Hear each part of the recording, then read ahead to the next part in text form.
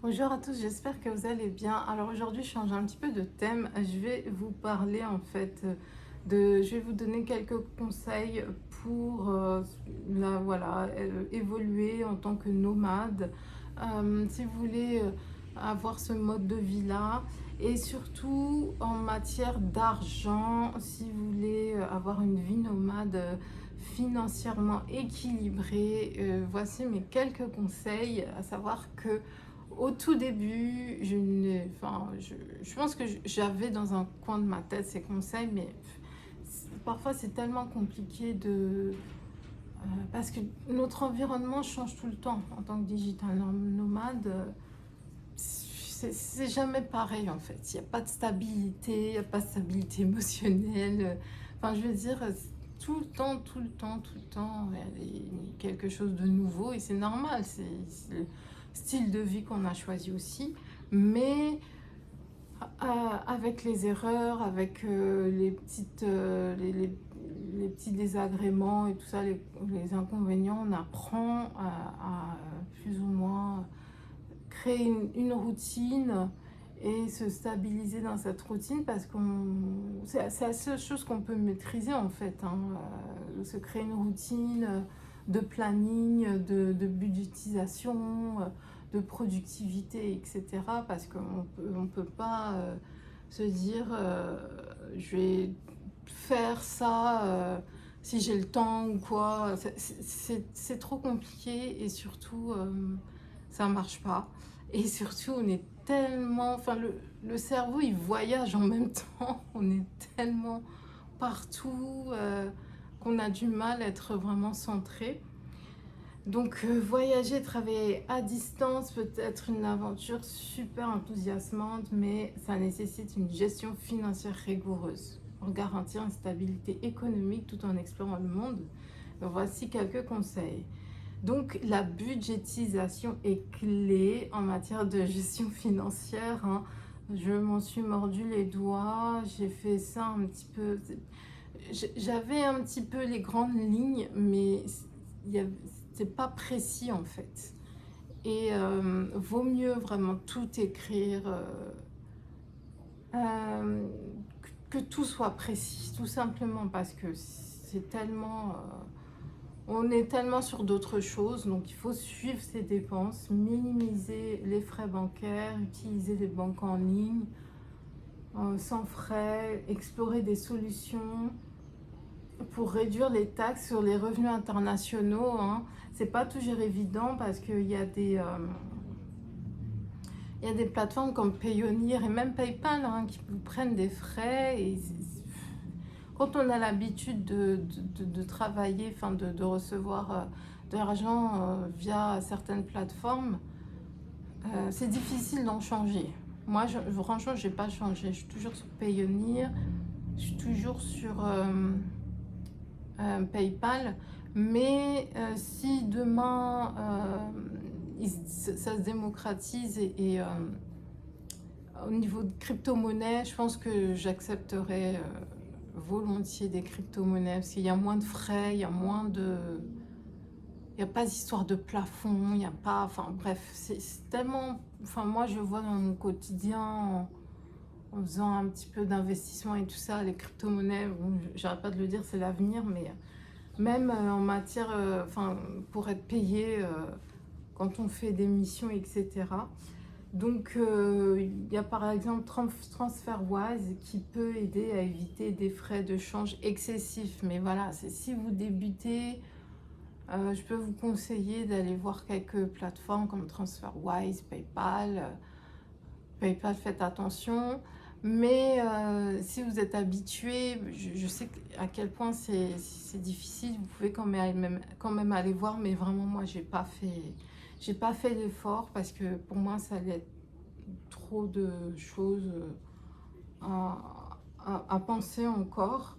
Mais peut-être que je le ferai, hein, peut-être que je le ferai. Donc le logement, donc pour des séjours temporaires, des colocations, des appartements meublés, des sites comme Airbnb, Craigslist. Bon, Craigslist c'est plus pour les US, je crois, hein. En tout cas les anglophones, hein, même si c'est pas limité aux États-Unis. Facebook Marketplace, j'irai pas. Alors chez nous, il y a Amivac en France, il y a gîte.fr, il y a plein de sites comme ça français, hors Airbnb. Airbnb, ils sont pas mal en frais, enfin ils sont pas mal. Dans le sens où ils facturent beaucoup les frais, et puis il y a le... Comment dire? Il y a le pourcentage reversé à la plateforme, etc. Ce que je peux vous conseiller, c'est si vous trouvez sur Airbnb une location, faites une qui vous intéresse et qui vous paraît un petit peu cher, c'est faites vos recherches sur Google directement et voyez si cette location n'a pas un site web, en fait, si c'est la personne qui a cette location n'a pas un site web direct. Parce que généralement, les plateformes comme ça, hein, type Airbnb, Amivac, ça prennent un pourcentage. Et du coup, on vous le répercute, on répercute, quoi, c'est ça? Oui, répercute la somme sur vous. Donc si vous échangez directement avec le propriétaire, vous pouvez avoir une petite réduction. Donc essayez de voir directement avec le propriétaire si vous trouvez quelque chose sur Airbnb, Amivac, etc. Donc tout ce qui est espace de coworking, j'avoue, j'en ai jamais vraiment eu besoin, mais ça peut être intéressant parce que parfois on se rend pas compte, mais les locations comme ça, elles sont pas vraiment adaptées pour travailler. Parfois il n'y a pas de canapé, il y a juste un lit. Parfois il n'y a pas de table et de chaises, il y a un canapé. Enfin, à chaque fois il peut y avoir quelque chose qui est dérangeant. Et quoique quand même, il y a toujours une cuisine, mais parfois c'est pas ergonomique.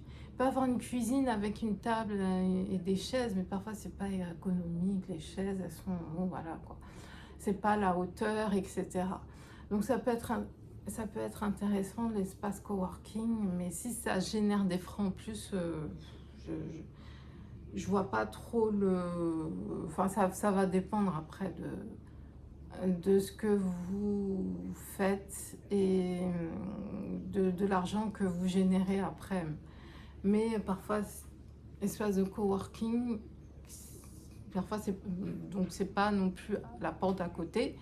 Vous devez prendre les transports ou au moins être véhiculé. Et parfois c'est beaucoup de frais. Et ça va dépendre aussi de la durée de votre séjour. Est-ce que c'est vraiment, si vous restez 2 semaines, est-ce que c'est vraiment intéressant? Donc le travail à distance, hein, explorer des sites d'emploi en ligne comme Upwork, Freelancer, Remote.co, Malte. Il y a Flex Jobs aussi, mais bon, ils ont un abonnement payant. Il y a plein de sites maintenant, hein, de travail en ligne et à distance. Et c'est super intéressant, ça peut être super intéressant si vous trouvez des opportunités. Moi, ce que je conseille toujours, c'est d'avoir une présence en ligne.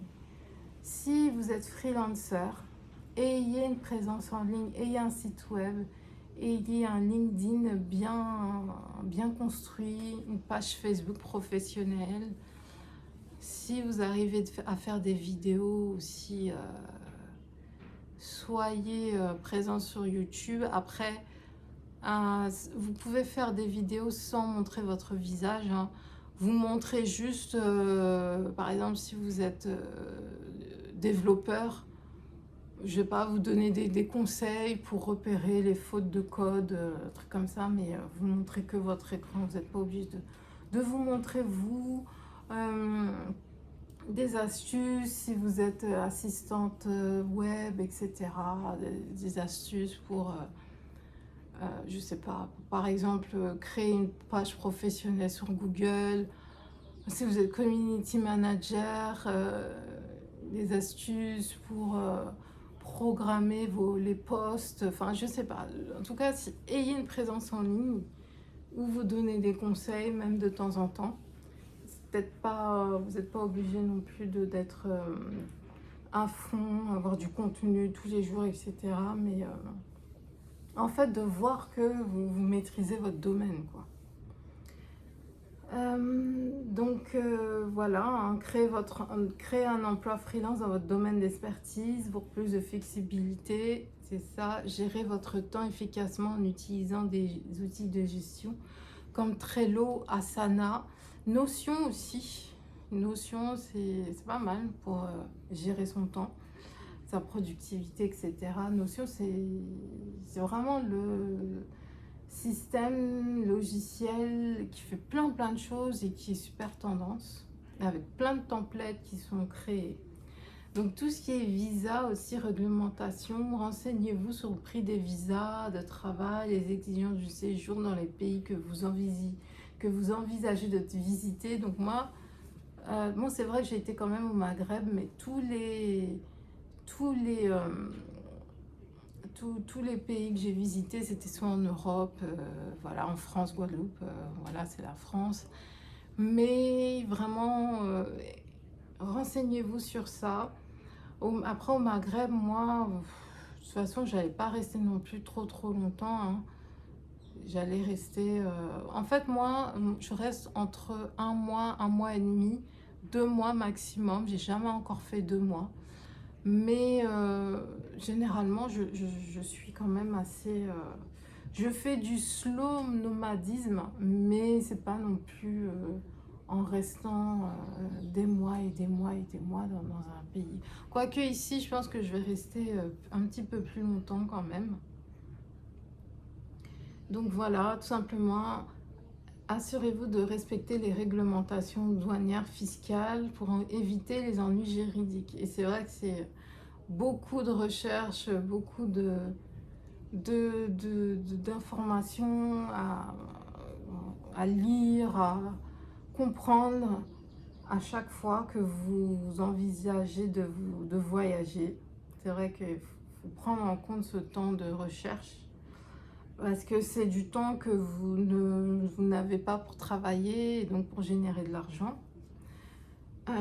Tout ce qui est santé et assurance, donc investissez dans une assurance voyage complète pour couvrir les frais médicaux imprévus à l'étranger, hein. Y en a qui sont assez abordables. Prenez en compte si vous avez des pathologies, prenez vraiment une assurance qui couvre tout ça. Ne faites pas l'économie pour tout ce qui est santé, surtout si vous avez des pathologies qui nécessitent des traitements, etc.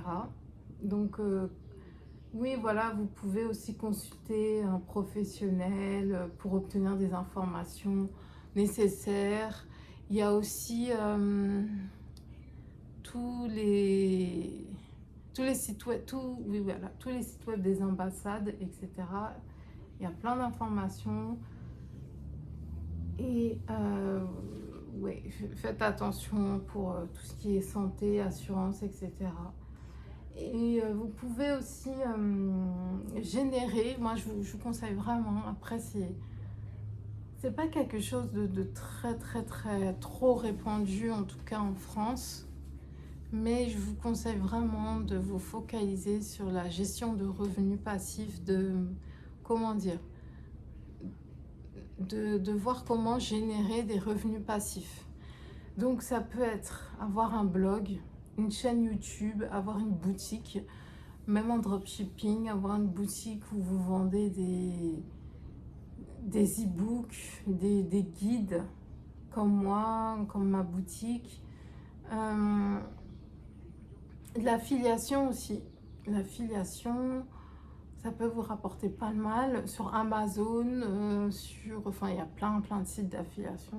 Tout ce que vous allez promouvoir, vous allez trouver une plateforme d'affiliation, je pense, hein. Maintenant, presque, enfin en tout cas beaucoup de marques en ligne, qui vendent en ligne, font de l'affiliation. Et je vous conseille aussi de l'investissement, de faire des investissements en crypto qui va vous générer des revenus. Comme on dit, faites vos recherches. Ça peut vous générer des revenus comme comme, comme ça peut ne pas vous générer de revenus pendant plusieurs mois. C'est ce qu'il faut se dire. C'est que quand on est dans un marché haussier, bien sûr, il y a une euphorie, etc. Donc vous allez faire des profits. Vous pouvez faire des profits. C'est pas que vous allez, c'est vous pouvez faire des profits, mais il peut se passer des mois et des mois où il ne se passe rien du coup où vous ne ferez aucun profit. Donc c'est oui, c'est un peu comme les jeux d'argent, loterie, etc. Sauf que vous, enfin, pour moi, vous perdez pas votre argent, quoi. Vous pouvez être à perte quand le Bitcoin baisse. Il passe je sais pas, 70 000 à 50 000, oui, vous êtes à perte. Si vous êtes à perte si vous avez investi aux 70 000. Si vous avez investi aux 35 000 et qu'il est monté à 70 000 et il est repassé aux 50 000, ça a baissé, mais vous faites du profit quand même parce que vous avez investi en dessous, enfin vous avez, oui voilà, vous avez investi en dessous du prix actuel. Mais